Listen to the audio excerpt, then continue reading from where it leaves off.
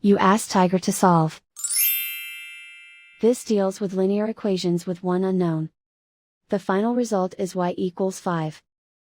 Let's solve it step by step. Group all constants on the right side of the equation.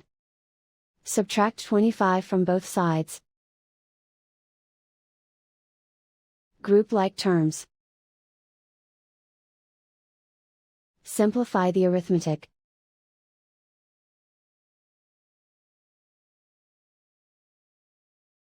Convert the y into a positive number. Multiply both sides by -1.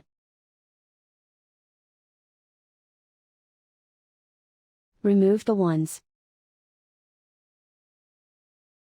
Simplify the arithmetic. And so the final result is y equals 5.